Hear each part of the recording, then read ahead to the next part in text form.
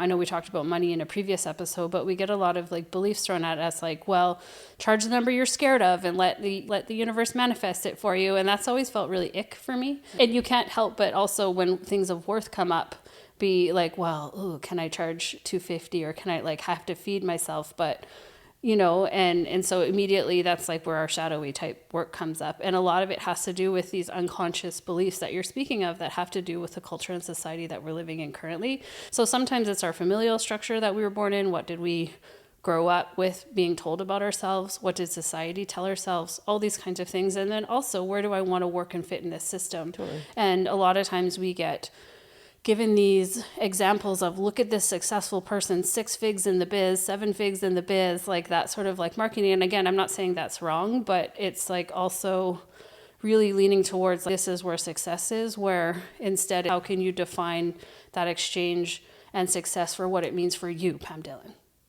Right? And so that's like, you get to decide what that feels like versus trying to respond to this system that I actually don't think you like at all. No. And even do you know what I mean? No. You work in it and it exists. And a lot of these beliefs that I'm talking about are subconscious. And so they're subconscious bringing to conscious, especially when we're dealing with society stuff.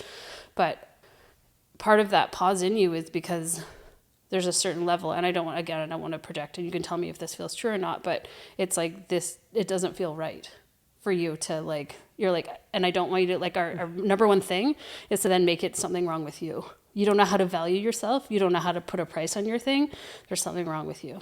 Yeah. And there's probably a course you can take to fix that. And I'm just like taking the piss a little bit, but there's these, I'm poking at these aspects that exist there because like that idea of worth and value and enoughness. I remember channeling one time that worth doesn't even exist. It's something we make up here.